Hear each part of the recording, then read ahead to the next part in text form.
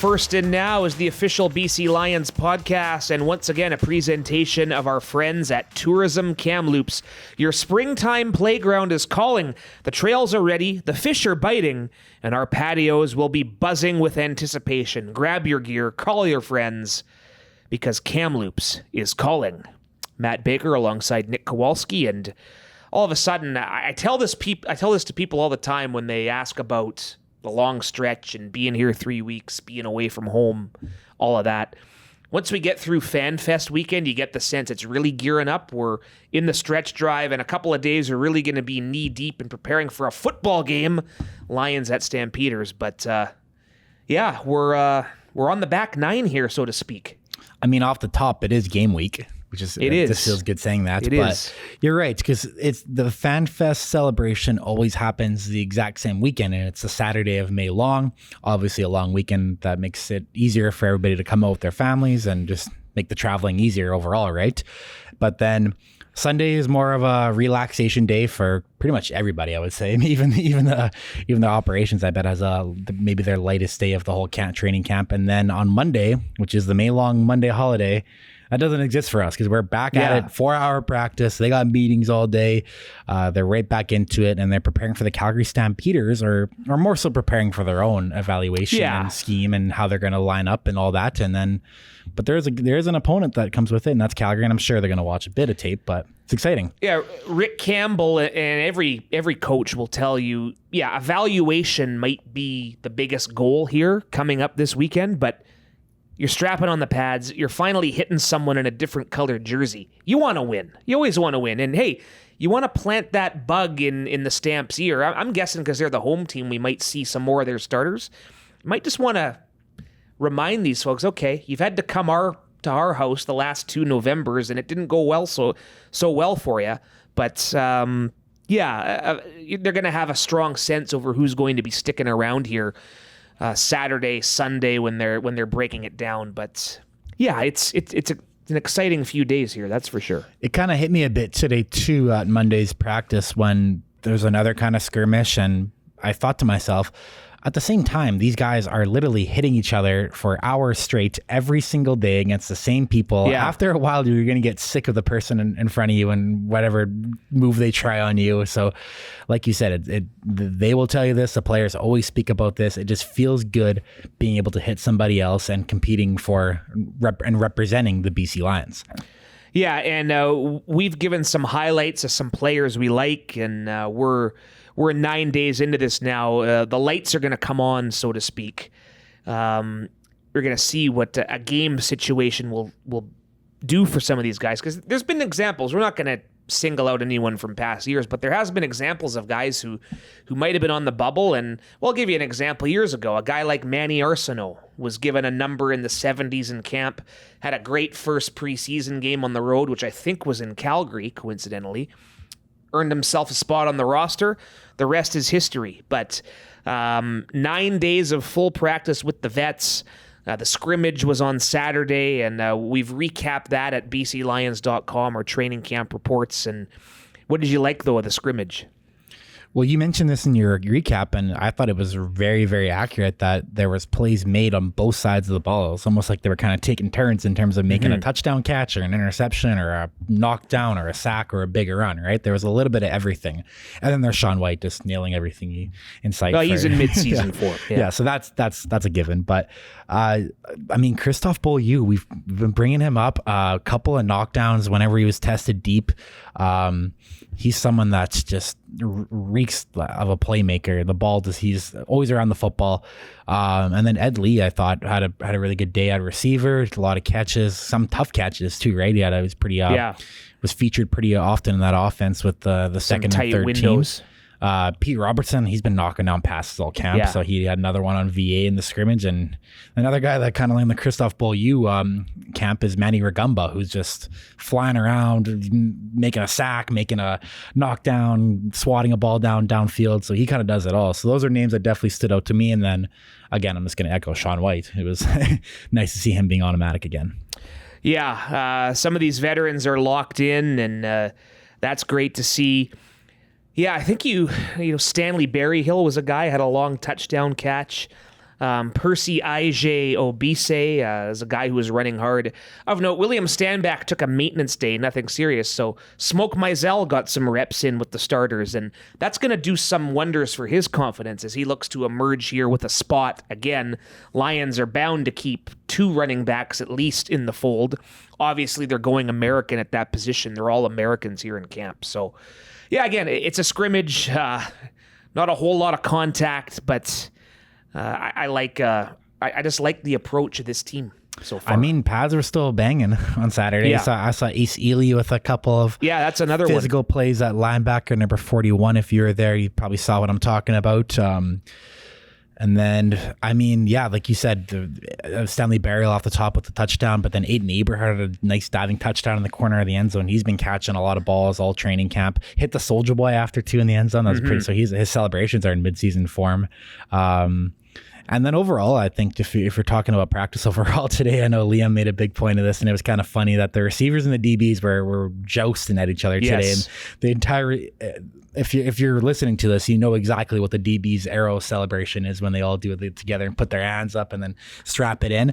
But the receivers today were doing it as a group and they were making plays, and that toward the end, I think the defense got the better of the offense, and then you could hear TJ Lee and the guys tripping back at the offense, saying they were tired and exhausted, and the D was winning in the fourth quarter per se. So again, this kind of all goes back to the point that these guys just want to play against somebody else. Yeah. It's all friendly, but it's good competition. And we'll get to that, and we will get the chance to do that on Saturday, 1:00 p.m. Pacific time at McMahon Stadium. I think we've pretty much rattled off some of the key names we're impressed with. I like IJ Obise out of the backfield, number 35. Another guy on defense who made a couple of plays in the scrimmage, a linebacker, 56, Kashawn Brown out of Marshall, was kind of a late addition ahead of camp. That's another one that I've liked. Anyone else you like? I think we have to mention Travis Fulgham, right? At this point. Oh, yeah. Number 8, if he's coming to Calgary on Saturday in his first ever CFL game, that's the name you want to watch out for. I don't think VA will be playing at quarterback. We can assume that, but him and VA in the first team offense, they've been on the same page since day one of main camp, and Fulgham is exactly as advertised. He talked to pretty much anyone around here. They're saying, yeah, number 8 is he's very good. So that's another name that maybe we'll see out there on Saturday, but. I mean, overall, too, this is something I think that we should emphasize is that my first year was 2022, and we did go to Calgary for the preseason, and the score didn't go the way we wanted it to, obviously. But again, do not panic. It's just preseason. It's more for evaluation. 41-6 or something like that. And yeah, Kevin Thompson, quarterback, got injured. Yeah, wasn't fun, but yeah, it doesn't mean it will not translate is correct. Yeah.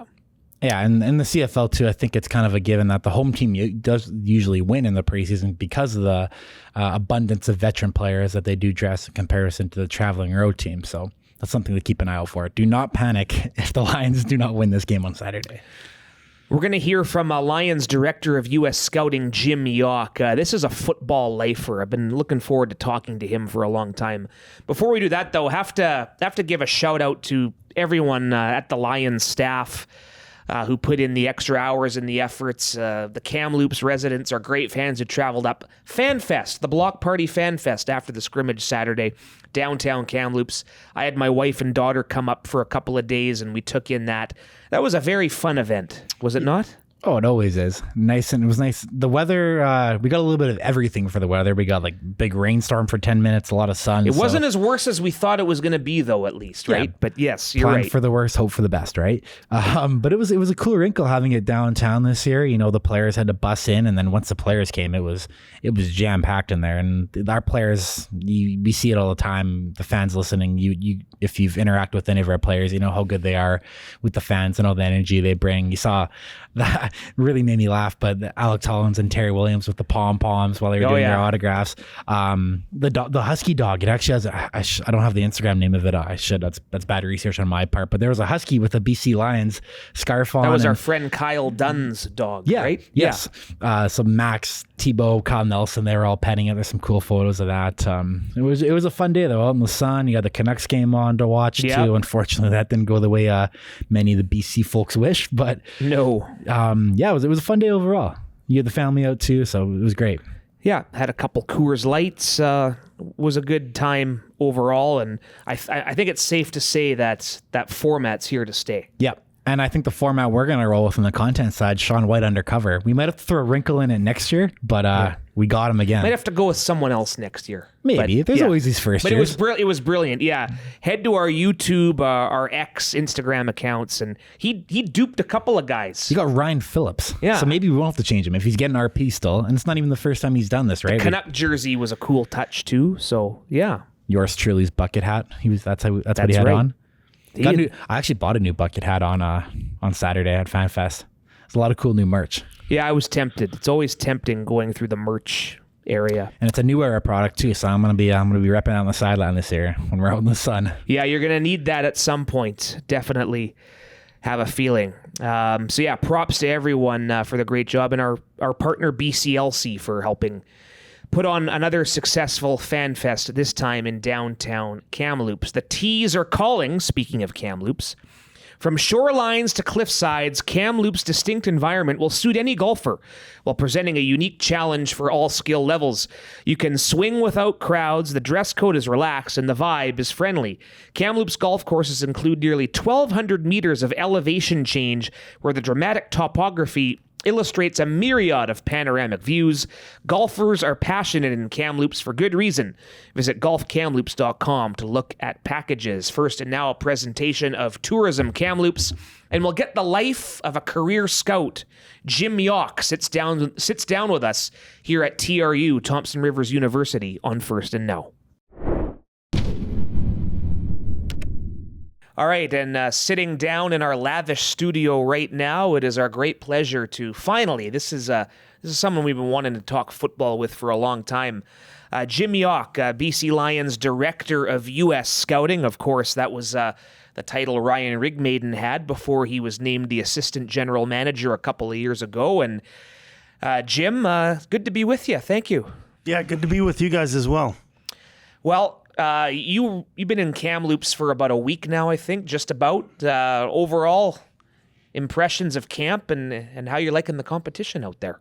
Yeah, camp's been going very well. I think the competition is great. The players are excited, and it's natural excitement. It's not fake excitement. It's, players, Hollins, jumping around, being his crazy self. Just guys it seems like a different environment and a different atmosphere this year. So, very, very excited about the season coming up. Nick and I have talked about this a little bit. You go back to the scrimmage on Saturday, there was plays made everywhere. When you're watching the film, when you're evaluating it with Ryan and the scouts and the coaches, how satisfying is that to see that production from all levels? Yeah, it's great. There's a lot of things that you don't see on the O-line and the D-line, but, there's production at the receiver. Fulgham has looked great. There's been a ton of plays made. Percy, I don't even know how to say his last name. Go ahead. I think I've narrowed it down to, I'm normally at the stage of camp where I have to confirm the pronunciations, but Ige Obese? I think it's a J Obese. A J Obese. A Joe Obese. Okay, all right. Yeah. This is bad because we did our media day on Friday, and literally the players say their name to the camera, and they went to school, kind of like the Sunday Night Football thing. And I should remember this by now, but that was a tough one. I just call him Percy, but Percy looked good. And then Jordan Terrell has looked good as well, and a bunch of the receivers have really jumped out. So it just seems like the receiver core is really exciting, and of course some of the veteran guys, have done well, and it's just a good solid group of guys. Yeah, and the competition has just amped up day by day, which is great to see. But as mentioned, I've been wanting to talk to you for a while. For fans who might not be as familiar, describe what you do in your year-round routine in the scouting world, Jim. I start going out in the fall, and I go to colleges, and I look at some of the back-end players for the different colleges, the guys that might get cut in the NFL. I'll go through that, and then as the year goes on, I'll go to some all-star games. So I'll go to the NFLPA and I don't know what they call it now, but the Shrine Game as well. And then maybe a little bit of the Senior Bowl, not a lot, but a little bit of the Senior Bowl. And, then we start going out and doing pro days, and we start trying to find players that way. So there's like 3 or 4 different avenues that we go through where we try to find players. And so it works out well. And it's difficult in the CFL because you're looking at a lot of players. And so Ryan Rigmaiden and myself, we look at a lot of U.S. players. And obviously, it's well documented that the Canadian game is quite different than the American game, right? So when you're scouting these players, how do you almost see how they're going to translate to the Canadian game before they even touch foot in Canada? Well, we're looking at players that love to play football, first of all, and that make plays. And it's kind of the same thing as it was in the NFL. It's like that's basically the what you're looking for, guys that love football and make plays. And so like with the CFL, they might be a little bit deficient in one area as far as like height, weight, and speed or something like that, but they're football players, and you look for football players. So it really isn't that much different from what I was looking at in the NFL before. So, it's fun looking at football players and trying to find good football players for this team. Mm-hmm. And when it comes to the actual scouting process, are there any like must-have traits that you're looking for? And even on the flip side, where there's traits, if they do have, that you're like, we're going to move on, or over your years, have you discovered things like that? Yeah. Work ethic, intelligence, just the basic intangible type of things that you look for. Everybody's a little bit different, but you get into the background of some of these players and you find out what really makes guys successful and what doesn't. And a lot of it has to do with their work ethic and, how well they can pick things up. Mm-hmm. You mentioned that you're going to college games all in the off season, the different bowls. What's some of the thing you look most forward to? Like, what's your favorite part of what you do? Well, all of it. I love doing all of it. I like going to the bowl games because it's fun to just, you're looking at a mass group of players that have a chance, for you to be able to get a hold of and for us to be able to recruit. But yeah, I would say that probably the bowl season is probably the best season because you can see the maximum amount of players out there, and going through all the workout stuff is good too. But I'd say the bowl game stuff. Trace it back a little bit to what brought you north of the border. North Carolina, you were a defensive back, and you had a 5-year stint in the CFL. You were in Calgary, Edmonton, and Hamilton. Remember what it was that brought you here as a player to begin with? What was that process like? Well, I had played 3 years of high school football up in Winnipeg. Right. And then I played 1 year of high school football in the U.S., and University of North Carolina recruited me to go to school down there. And so I went to Chapel Hill. And after I was done, Dan Rambo, I don't know if you guys know who he is. He's a old Saskatchewan Rough Rider scout. He scouted me, and then Saskatchewan drafted me. And so I was drafted in I believe the 3rd round. So, that's how I ended up coming up here because of, I lived up here, I played up here. And so that's how I ended up coming back to Canada after my senior season at North Carolina. Your father, Ray, of course, we'll talk about him before we're done going into the Canadian Football Hall of Fame. Long overdue, but a stint with the Hamilton Tiger Cats in the early 90s before you retired as a player. I have to ask, because I was lucky to get there once. How much did you love Ivor Wynne Stadium? Oh, I loved it. I loved it when you came off the field and the fans were right on top of you. They could throw things at you from there. But it's a great place to play. The fans are crazy. The field was a little tough because it was like playing on concrete. But yeah, I had a great time. I played with my brother, and we had some great guys on that team, and it was just it was a great environment, and it's a really fun blue collar town. Yeah, that it is. We go to Tim Hortons Field. It's quite, seems like the fans behind our bench, they've done research on you. They know what to do when it comes to trash talking. Yeah. That part hasn't changed. And Ivor Wynne had the dugouts as benches, right? Is that? Yeah, they had the dugouts. Yeah, you'd be down there in the dugouts, and they really were 2-3 feet from you. Yeah. And so, my brother and I would get pelted with something. If you weren't playing well, they'd let you know. Yeah. And from there, your scouting career with the San Diego Chargers, not too long after that, 1994. Was it Bobby Beathard, the one who helped get you in? Yeah, Bobby Beathard got me started. Great guy.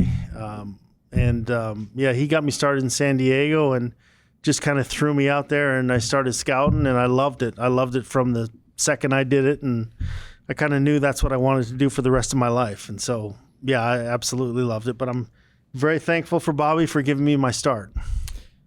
Over the course of your career in the NFL with San Diego, Cleveland, the Jets, are there a couple draft picks that stand out that you're proud of that you guys selected as a team, and you would have played a large role in selecting? Yeah, I mean, there's a lot of guys. In San Diego, Drew Brees, LaDainian Tomlinson. Early on, it was Rodney Harrison. We found Antonio Gates as a free agent. In San Diego, we ended up having 14 Pro Bowl players that we had picked in the draft, and we had a great team. Just tons and tons of guys, Jamal Williams, and just, I could go on forever, but we had a really good team in San Diego. And in Cleveland, we drafted Joe Thomas, and Joe Thomas was a Hall of Fame type of player. And it's been a lot of fun. There's not one guy, but there's a lot of guys that, we all had a hand in. It wasn't me. It was a lot of different scouts and a lot of different people, and we had the right people at the top picking the players. So that's what mattered the most. What do you remember about Antonio Gates' process in getting him to San Diego? Because he's obviously famously known for being a star basketball player before his legendary NFL career. Right. Yeah. It started off as I knew a coach at Pat Perlis's son, or George Perlis's son, Pat Perlis. He worked at Michigan State, and he knew of Antonio Gates, and so I got a phone call saying, "Hey, can you follow up on this guy?" And so I knew Pat, and Pat had coached him, and so I asked Pat about him, and Pat compared him to a player that was going to be picked in the third round. And I'm like, well, that sounds pretty good. And so we sent our tight end coach out to Michigan State, and he worked him out, or he might've been at Kent State at the time. I can't remember, but he worked him out. The tight end coach did, and loved him. And so, we all kind of got on board, and a lot of it honestly had to do with luck. I mean, we didn't know Antonio Gates was going to be as good as he was. And so it was all kind of, it was a lucky thing, and it was great for Antonio Gates. I mean, it was great for him. It was great for all of us too.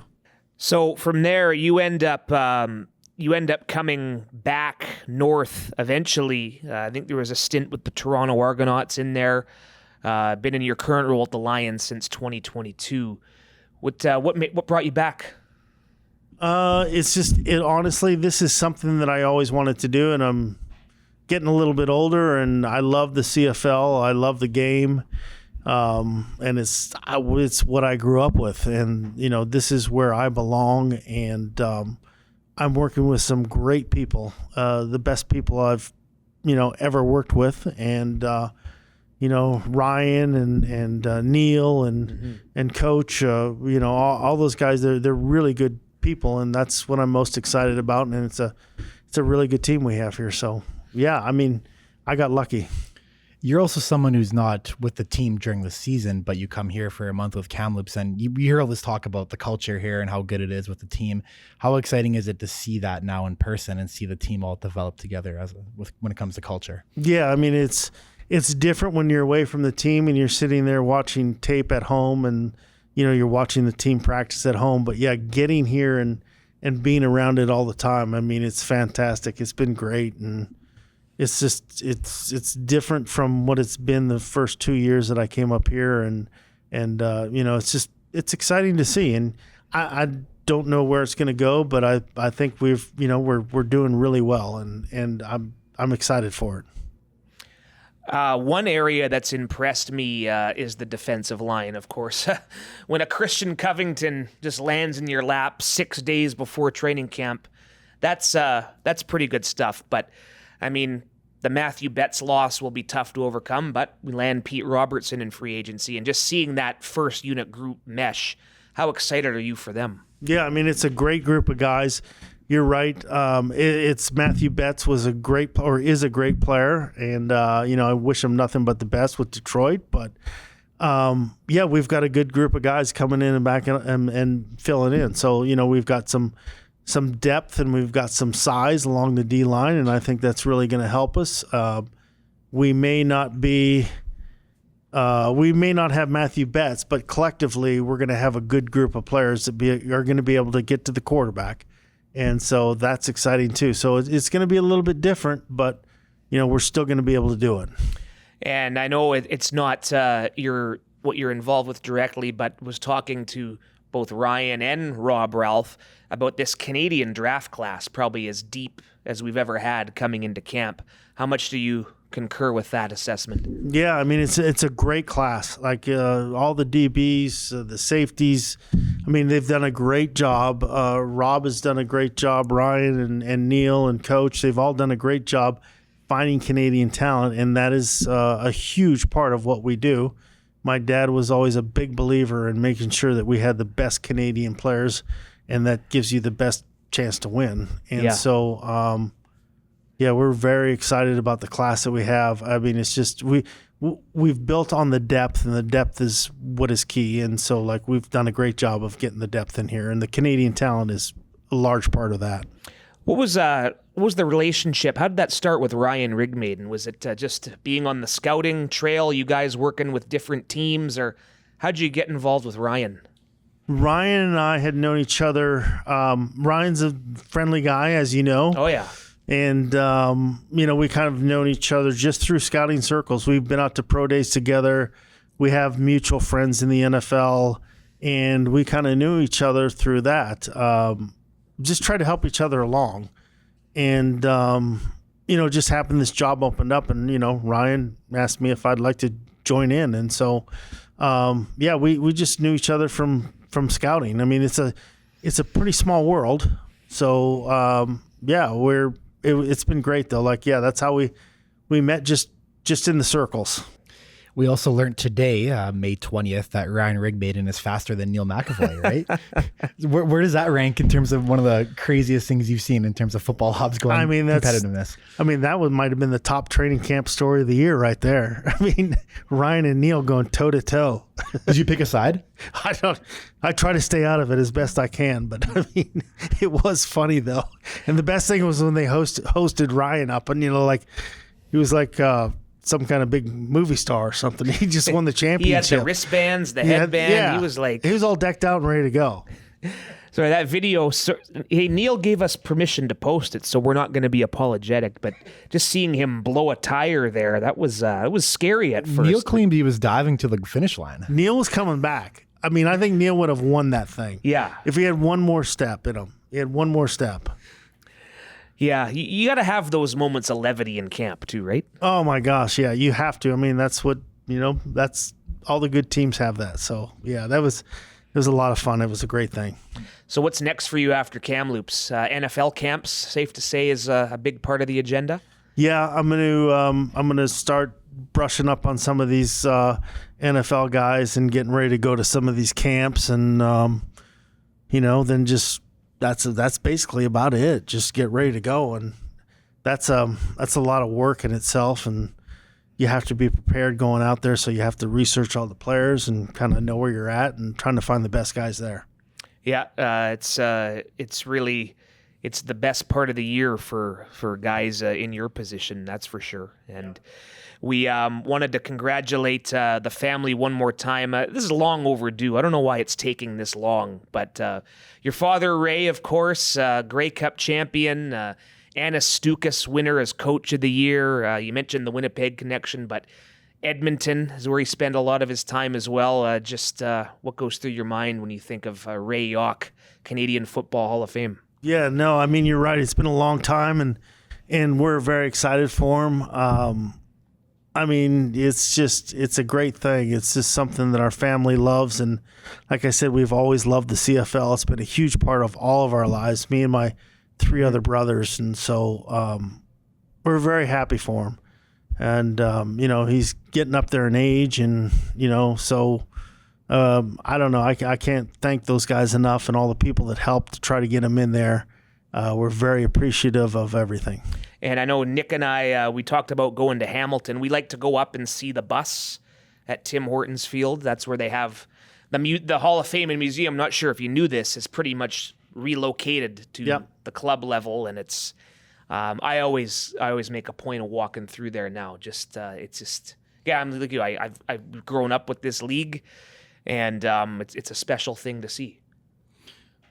Also, just to add to that, with having a dad that was building a Hall of Fame career in the CFL, is that something that, and you obviously went to play in the CFL after, so growing up, was the CFL a goal of you because you wanted, or a goal of yours because you wanted to get to the league that your dad was in, or was the NFL always the goal, or how did that whole dynamic work? No, I mean, honestly, I always wanted to play in the CFL. I thought that was a goal that I could reach, and when I was a young high school player, and even before that, it's like I saw all my dad's players, and I kind of looked up to all those guys, and it's something I always wanted to do. And I was very fortunate enough to be able to do it for a little while, and I loved it. It was fun, and it was a good time. Yeah. Growing up, who were some of like the cooler CFL players you met that you were kind of in shock when your dad introduced you to them? Oh, back in the day? Yeah. I mean, Tom Wilkinson, I don't know, Dan Kepley, Ron Este, Larry Highbaugh. I mean, there's tons of them. Dieter Brock I was a big fan of Dieter Brock, Mike Holmes.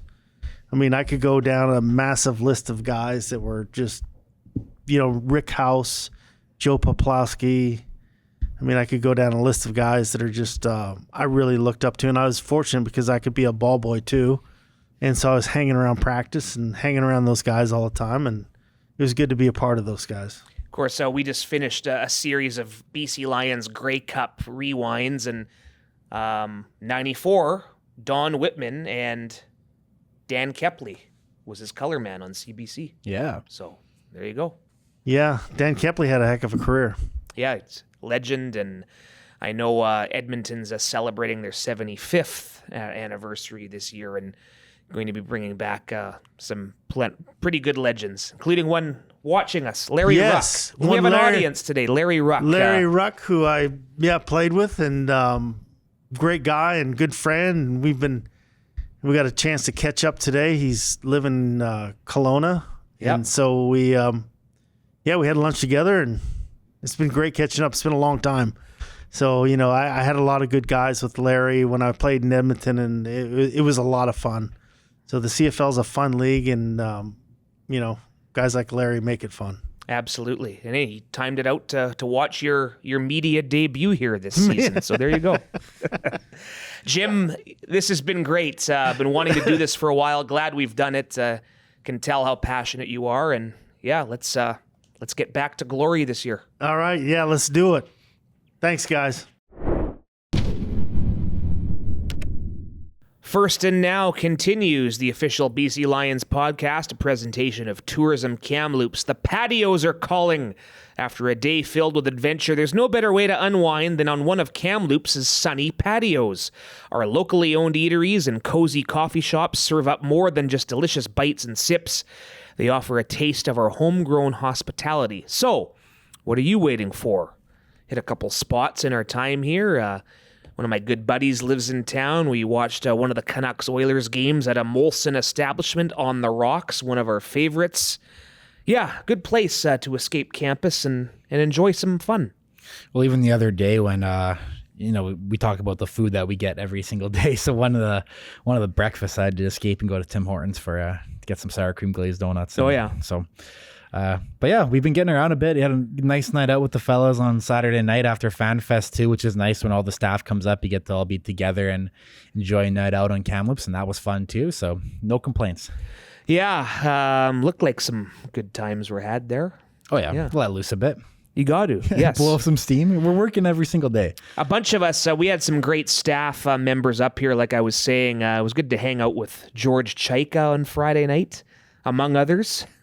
Dwayne Vanneau, our president, even Coach Rick and Neil and Mr. Rigmaiden. I think Jim Jauch even came out on Friday Yeah, night. we were at the same table. Yeah, Jim Rigmaiden. Rob Ralph. They've been talking about taking us out for a while too, for when we're in Kamloops. But yeah, it ended up being like 25 of us. We had like a whole section of the establishment. Yes. right for, and we are watching the hockey, right for Matt Duchene's series-ending overtime goal. Yeah, the Dallas Stars will await the Canucks-Oilers winner. Yeah, we're recording this on the afternoon of Game 7, so you're listening or watching this, the result is probably known already. But yeah, it's been cool having some Canucks playoff games to work into the camp rotation this year, that's for sure. Even saw Logan Stankoven jersey at FanFest on Saturday. Yeah, that's right. That was really cool. So, and a bunch of Canucks jerseys, obviously. Sean White wearing his Canucks jersey. Well, it's funny. 2 years ago, you and I, our old president, Rick Lawlisher, took us out to a Kamloops Blazers Seattle Thunderbirds conference final game. It was game 1. Kamloops won the game but lost the series, but that Stankoven was all over the place that night. Hat trick. Last year, we saw a Memorial Cup game between the Thunderbirds of Seattle and the Quebec Rempart. It was a preview of the final, as it turned out. So, yeah, that's been a different part of it this year. Not having Kamloops Blazers hockey, but they had a couple of good years, of course. So. Great stuff with Jim Jauch, by the way. That's it's always good to get a perspective. You know, these scouts are working 24/7 around the clock, trying to find that next crop of talent. Yeah, and some legendary names he was dropping throughout his entire scouting career, right? Like with San Diego, Antonio Gates, obviously, but then Drew Brees, LaDainian Tomlinson. The list really goes on, right? So it was cool. The Gates thing is always really fascinating. The story about how he got to the NFL. So it was nice to talk to Jim about that.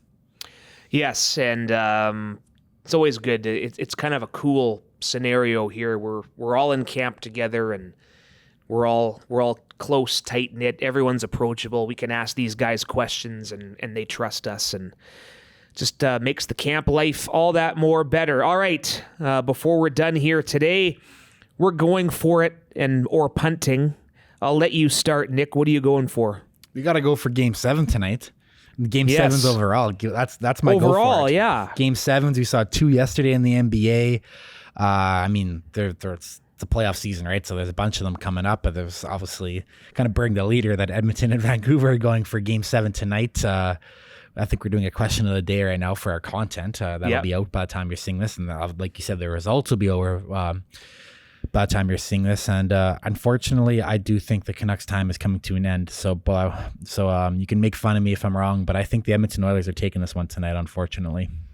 Yeah, hard to disagree, but I look at it like this. The Canucks have had an unexpectedly great season. I don't think anyone would have thought this, and Edmonton has to win, right? I mean, McDavid, Draisaitl, they're year 8 together, and they been to one conference final and got swept. So sucks for Brock Besser too, obviously going through a blood clot issue right now. So that's a huge loss, obviously, when one of your star players goes down. See, Canucks are going to win because Sean White just walked by. Yeah, he's wearing his skate hat. Yeah. Oilers, Sean. Sean White says 3-2 Canucks. Yeah, I don't know if the audio picked that up. I'm going 3-2 Edmonton, actually, so I'm on the reverse side of it. But we kind of had that experience too where unfortunately, it's an excuse that I think is valid in the Western Final last year when Keon Hatcher and TJ Lee go down at the start of that game. It just changes the entire complexion of a game, right? Obviously, this Vancouver Canucks situation is a little different with Besser going down the day before the game, but it is pretty devastating, and especially when it's one of your leaders. Besser's been there for a while, so I mean, championship teams often have to go through adversity, and it's no shortage of it for Vancouver Young tonight. Shilovs has to have the game of his life, I think. So, yep. Anyway, and really, the only other Game 7 in hockey so far has been Dallas-Vegas, right? I know, I was trying to think off the top of my head. So, we're lacking in Game 7s, so that's good. All right, I'm going for... Yeah, I'll please a great partner here. Why not? Just FanFest talking about it. So you're kind of off the clock. You're not working. A Coors Light on a warm night outside. Just I'm going for that every time.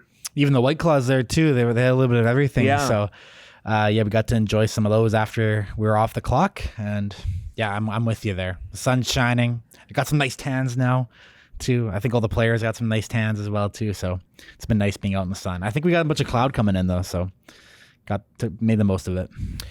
All right, I'll continue here punting, and this really ticked me off. It's brutal here too. I'm looking at it. It's brutal here. Yeah, here at the residence. So as mentioned, family came up for a couple days, so we got away.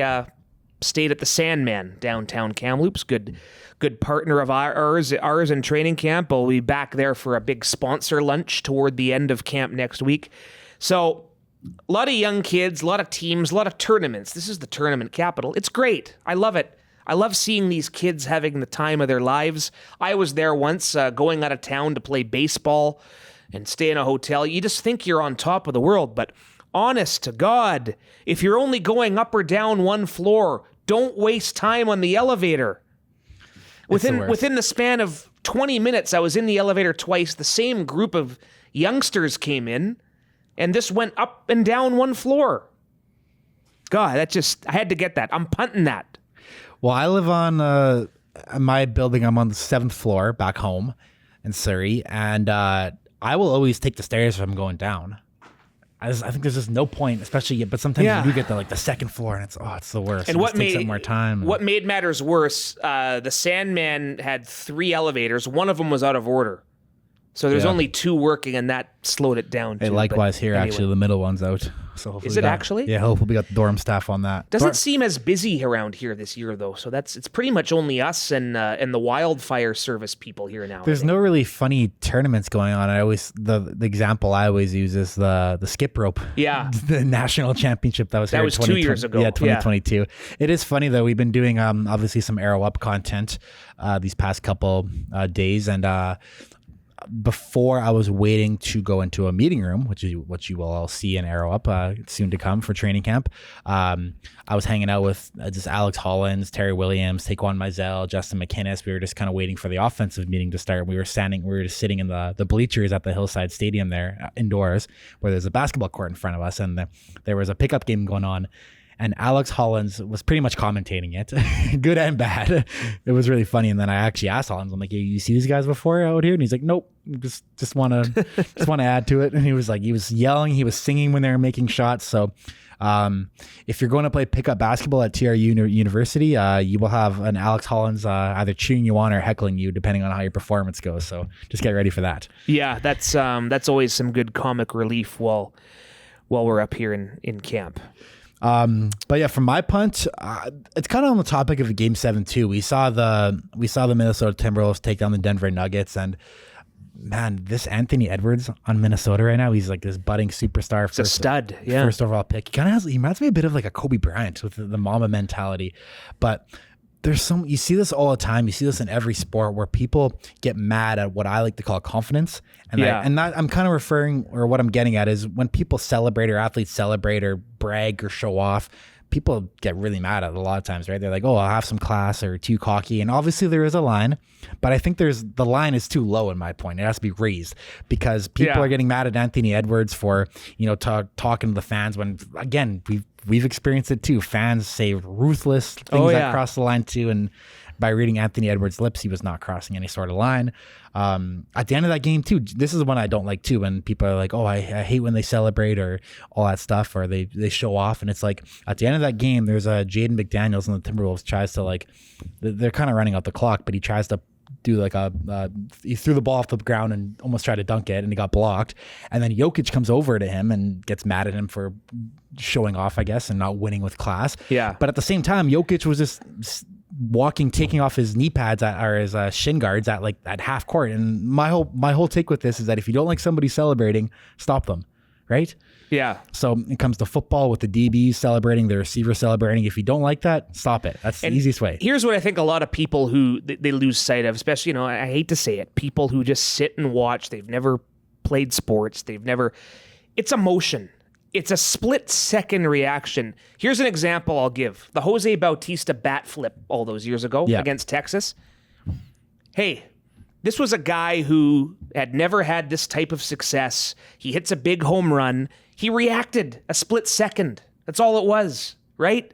That's what people lose sight of, I think. Yeah, and we're seeing this every day at practice, too, to kind of bring it back to the BC Lions, where a guy like Alex Hollins is by far the most animated receiver on the field. The guy like Manny Rugamba gets animated on defense. But I verbatim, I heard this today. So Alex Hollins was yelling. I know he caught a ball on Marcus Sales today, and he was like, welcome back, Marcus, like kind of taunting him. But then at the end of the team session, Hollins is going to the offensive side. Gary Peters is going to the defensive side. And Hollins yells, love you, Gary. And Hollins, not even looking back at him, says, love you too. And it's friendly competition. It's a lot of these guys. You talk to Alex Hollins, his first career touchdown in the CFL is one of the best moments of his life. He's been on record saying that. So it's why wouldn't it be? Why wouldn't you want to celebrate that? Is kind of my point. So people get, and like that, like I said, there is a line. You can't make it personal or any of the things that will catch you a 15-yard flag or anything like that. So, but why not celebrate?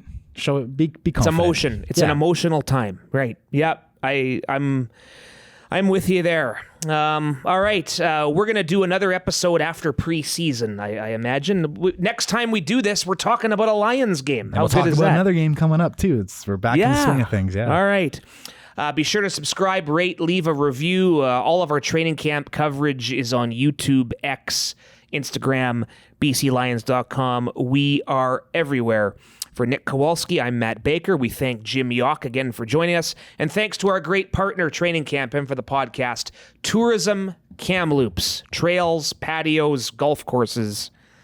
They're all calling. And this view. It's going to be tough. We have to drive up here in the off season and do one from here. I'm going to miss it when we're gone. But excellent. We thank you for tuning in, and we'll talk next week. Be safe.